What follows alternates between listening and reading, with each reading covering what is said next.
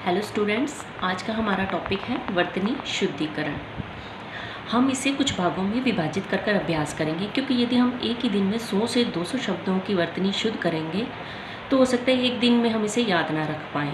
इसलिए हम इसे कुछ सेट में डिवाइड करके करेंगे। जैसे आज हम करेंगे सेट वन, जिसमें एक तरफ हमारे शुद्ध शब्द लिखे होंगे और दूसरी तरफ हमें अभ्यास करना है। देखिए, कुछ किताबों में ऐसा लिखा हुआ मिलेगा आपको कि एक तरफ अशुद्ध शब्द होता है और दूसरी तरफ शुद्ध शब्द दिया होता है। जब हम पहली बार ही अशुद्ध शब्द देखेंगे तो हमारे दिमाग में एक चित्र छप जाता है, उस शब्द की फ़ोटो छप जाती है, और उसके बाद हम यदि शुद्ध शब्द करते हैं तो ऐसा हो सकता है कि हमें आज की दिनांक में तो हमें शुद्ध शब्द याद हो जाए, लेकिन हो सकता है कि एग्ज़ाम में जब हमारे पास शुद्ध और अशुद्ध दोनों शब्द आएँ तो हम उस शब्द को लेकर कंफ्यूज हो जाएं। इसलिए हमें पहले देखना ही शुद्ध शब्द को है, जिसे हम आज सेट में डिवाइड करके करेंगे। तो इस तरफ हमें शुद्ध शब्द लिखने हैं, फिर उनके ऊपर हाथ या बुक रखकर हमें इधर अभ्यास करना है। देखिए, सबसे पहले तो हमारा टॉपिक पढ़िए वर्तनी शुद्धिकरण। वर्तनी शब्द होता क्या है? वर्तनी शब्द को अंग्रेजी में जिसे आप स्पेलिंग बोलते हैं वही हिंदी में वर्तनी कहलाती है। इसे हम शब्द निर्माण के कई विधियों से कर सकते हैं। जैसे इसके लिए हमें संधि, समास, उपसर्ग,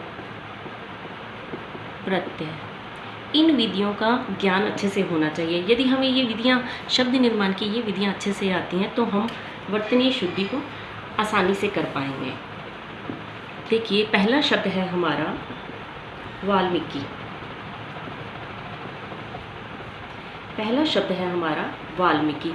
अगर हम इसे तोड़कर देखें तो इसमें वल्मीक मूल शब्द आता है। वल्मीक शब्द में ई प्रत्यय लगा होता है, जो इक प्रत्यय की तरह ही काम करता है। वाल्मीकि शब्द का अर्थ होता है दीमक का घर। देखिए कि ये ना वाल्मीकि हमारे एक कवि हैं। कहते हैं कि इन्होंने बहुत तपस्या की थी और ये तपस्या में इतना मग्न हो गए थे कि दीमक ने इनके शरीर में अपना घर बना लिया था। तब से ही इनका नाम वाल्मीकि पड़ गया। तो जब हम अभ्यास करेंगे तब हम वाल्मीकि शब्द के ऊपर हाथ रख के यहाँ वाल्मीकि शब्द नोट करेंगे। दूसरा शब्द है हमारा अंत्याक्षरी। अंत्याक्षरी शब्द में भी देखिए, अंत्याक्षरी शब्द में संधि भी है और प्रत्यय भी है। इसे यदि हम तोड़ेंगे तो अंत्य, अक्षर और ई प्रत्यय आ जाएगा। ई प्रत्यय आ जाएगा। अंत्य शब्द का अर्थ होता है अंतिम, और अक्षर अंतिम अक्षर से बनने वाली, तो इसका सही से अर्थ हो जाएगा अंत्याक्षरी। नेक्स्ट है हमारा मिष्टान। मिष्टान, मिष्टान शब्द को यदि हम तोड़ेंगे तब हमारे पास शब्द आएगा मिष्ट प्लस अन। मिष्ठान, मिष्ट का अर्थ होता है मीठा, मीठा अन्न। तो इसमें हमें गलत शब्द तो लिखा हुआ मिलता है यहाँ पर ठ, जो कि गलत है। इसलिए हमें इसका विच्छेद करके देखना है, शब्द को तोड़कर देखना है। नेक्स्ट शब्द है हमारे पास रविंद्र। रविंद्र शब्द हम सूर्यराज के लिए उपयोग में लाते हैं। रविंद्र शब्द में संधि है रवि प्लस इंद्र। जब छोटी ई और छोटी ई मिलेगी तो दीर्घ ई में परिवर्तित हो जाएगी, तो हमारा शुद्ध शब्द होगा रविंद्र। अगला शब्द है हमारा अभयारण्य। अभयारण्य, यदि हम अभयारण्य शब्द को तोड़ेंगे तो हमारे पास आएगा अभय प्लस अरण्य।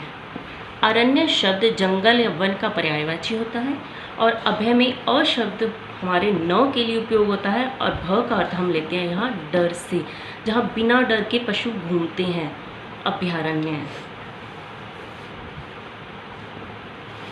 अगला शब्द है हमारा श्रृंगार।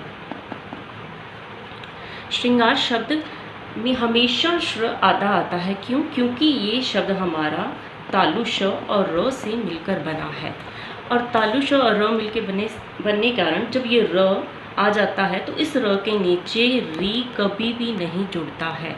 इन दोनों को एक साथ में कभी भी उपयोग में नहीं ला सकते हम, इसीलिए यहाँ पर ये श्र आधा ही आता है, इसमें र का लोप हो जाता है। अगला शब्द है हमारे पास उज्ज्वल। उज्ज्वल शब्द का अर्थ होता है उजाला। यदि हम इस शब्द को तोड़ेंगे तो हमारे पास शब्द आएगा उत प्लस ज्वल। एक तो ये संधि विधि से बना है, दूसरा यदि हम इसमें देखें तो उत शब्द उपसर्ग है, और संधि तो हमें यहाँ दिख ही रहा है व्यंजन संधि है, क्योंकि त भी व्यंजन है ज भी व्यंजन है, दोनों मिलकर। और इसे हम इस तरीके से भी याद रख सकते हैं कि उज्ज्वल शब्द में दोनों ज आते आते हैं। अगला शब्द है हमारा आध्यात्मिक।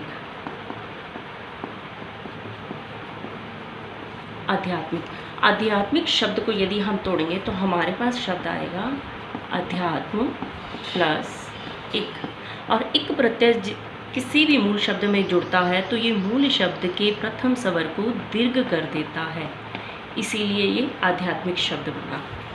इसी प्रकार यदि हम परिवार प्लस एक पारिवारिक शब्द भी बना सकते हैं, तो मूल शब्द में जो प्रथम स्वर होता है एक प्रत्यय उसे दीर्घ कर देता है। अगला शब्द है हमारा ज्योत्सना।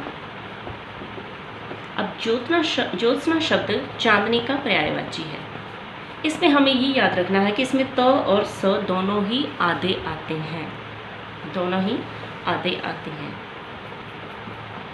अगला शब्द है हमारा कैलाश। देखिए इसमें एक हमारे पास लिखा हुआ है कैलाश, दूसरा हमारे पास लिखा हुआ है कैलाश।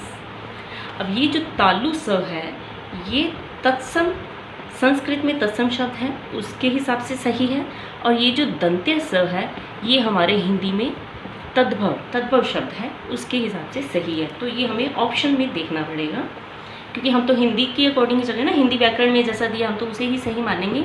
लेकिन अगर हो सकता है कि हमारे पास प्रश्न आ जाए निम्न में से शुद्ध वर्तनी वाला शब्द कौन सा है, 3 गलत दियो और चौथा ऑप्शन हमारे पास ये कैलाश लिखा हो, तो हम कैलाश शब्द को सही करेंगे।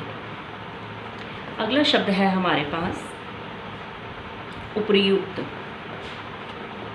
उपर्युक्त शब्द का अर्थ होता है ऊपर लिखा गया या ऊपर कहा गया या ऊपर स्थित है। ये हमारा संधि विधि से बना हुआ है, संधि विधि से बना हुआ है। अगला शब्द है हमारा आशीर्वाद। आशीर्वाद यदि आशीर्वाद शब्द को तोड़ेंगे तो हमारे पास शब्द आएगा आशीर्वाद। ये विसर्ग है, ये संधि विधि से बना है, तो जहाँ भी जिस भी वर्ण के बाद विसर्ग आएगा वो उसको सहारा कौन देगा, उसके आगे वाला वर्ण, इसका स्वर इसे सहारा देगा। तो शुद्ध शब्द हमारा ये हुआ आशीर्वाद। आशीर्वाद शब्द का अर्थ होता है शुभ वचन, या किसी को हम अच्छे वचन बोलते हैं आशीर्वाद। तो बच्चों आज का हमारा सेट 1 कंप्लीट होता है। आपको इन्हें एक कॉपी पर लिखना है, फिर उनके ऊपर हाथ रख के इधर अभ्यास में आपको लिख कर देखना है। ध्यान रखिएगा जिस भी शब्द में गलती हो आपको उसी शब्द को दोबारा शुद्ध लिख कर देखना है, ना कि पूरे शब्दों को लिखना है। ओके दोस्तों।